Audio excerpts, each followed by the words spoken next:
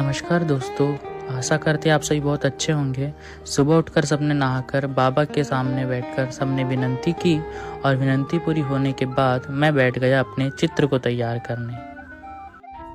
बाबा ने परमेश्वरी कृपा प्राप्त कर ली थी, परंतु वे सभी देवी देवताओं को मानते थे व सभी की पूजा करते थे। अतः घर के पूरे दुख पूरी तरीके से नहीं गए थे। बाबा के पास दूर दूर से लोग अपने दुख को लेकर आते और बाबा सभी को ठीक कर देते थे। एक दिन रंगारी समाज की शांताबाई नामक स्त्री अपना दुख लेकर बाबा के सामने आई। वह भूत बाधाओं से बहुत परेशान थी। उसके शरीर से ये दुख दूर करने की प्रक्रिया निरंतर 2.5 साल तक चलती रही। अन्य लोगों को परमेश्वर की कृपा तो मिलती थी, परंतु इस बाई के शरीर से सब कुछ ठीक हो ही नहीं रहा था। इस स्त्री के शरीर में ऐसे भूत थे कि वो अपने गाल का ही मांस निकाल के स्वयं ही खाने लगी थी।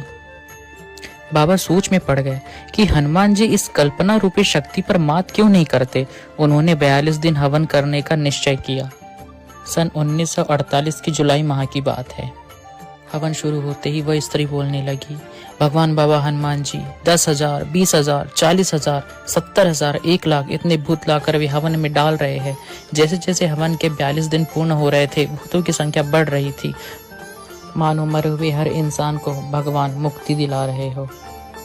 हवन के 42 दिन पूर्ण हो गए थे, अभी भी महिला ठीक नहीं हुई थी। 43वें दिन वो फिर आई।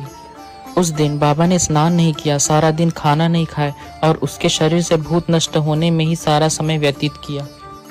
बहुत परेशान होने के बाद बाबा ने हनुमान जी से विनती की, हे हनुमान जी, आपने सारे देवत की पहचान कराई और इस औरत का एक शैतान नहीं निकाल सकते।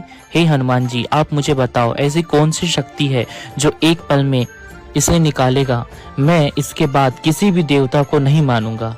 ऐसी बाबा ने प्रतिज्ञा की और वे उस बाई से बोले, यह आखिरी फूंक है बाई, इसके बाद नहीं आना। इस तरह उस बाई के शरीर से भूत नष्ट हुआ। अब प्रतिज्ञा अनुसार बाबा शोध करने लगे कि वह कौन सी शक्ति है जो भूत बाधाओं को एक पल में नष्ट कर रही है। तब बाबा निरंकार अवस्था में आए और बोलने लगे, वह एक जागृत शक्ति है जो निराकार है। वह 24 घंटे चैतन्य है। उसे प्राप्त करने के लिए 5 दिन हवन करना पड़ेगा। 5 हवन के बाद 6वें दिन श्रावण पक्ष षष्ठी थी। उस दिन 1948 साल के अगस्त माह की 25 तारीख दिन बुधवार था।